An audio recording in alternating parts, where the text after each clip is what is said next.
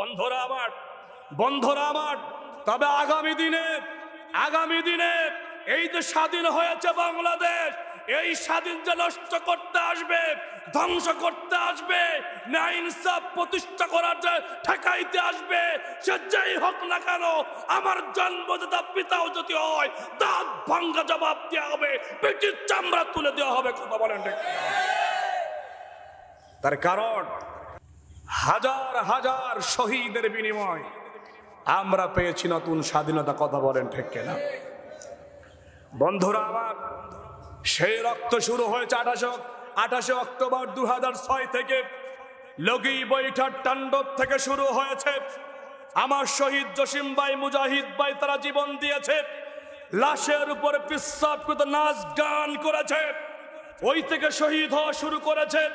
আমরা দেখেছি ইসলামের জন্য শহীদ আব্দুল কাদের মোল্লা রহমতুল্লাহ আলাই, শহীদ আলী হাসান মোহাম্মদ মুজাহিদ রহমতুল্লাহ আলাই, শহীদ কামরুজ্জামান রহমতুল্লাহ আলাই, শহীদ মীর কাসেম আলী রহমতুল্লাহ আলাই, শহীদ মাওলানা মতিউর রহমান নিজামী রহমতুল্লাহ আলাই সহ যারা জেলখানার ভিতরে জীবন দিয়েছেন।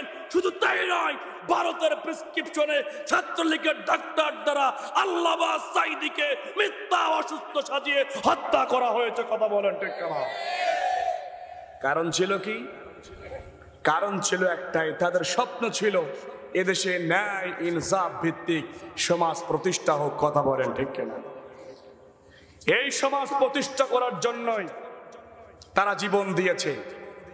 নতুন করে আবার দেখছি আমরা কিছু মানুষ 16 বছরের পেটে ক্ষুধা, কোথায় কোনটা দোকান দখল করতে হবে, চাঁদাবাজি করতে হবে। আমার কুষ্টিয়াতে আছে খবরের নিউজ, 2 গ্রুপের চাঁদা নিয়ে সংঘর্ষে প্রায় আহত অনেকেই। জোরে কোন সুবহানাল্লাহ,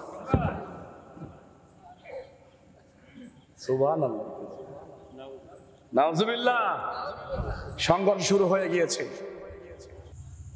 আবার দেখলাম ফখরুল সাহেব বক্তব্য দিলে এদেশে মৌলবাদীদের কোনো ঠাঁই নাই। দেখেন নাই বক্তব্য? হ্যাঁ, এদেশে মৌলবাদী ছিল, আছে, আগামী দিনও থাকবে। ঠিক কিনা? এদেশে স্বৈরা শাসকদের ঠাঁই নাই।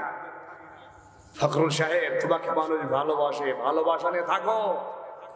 আর যদি তুমি কাউয়া কাদেরদের মতো ওই ভাষায় কথা বলো, যে মানুষ তাদেরকে যেভাবে তাড়িয়েছে তোমাদেরকেও তাড়াইতে দ্বিধা বোধ করবে না।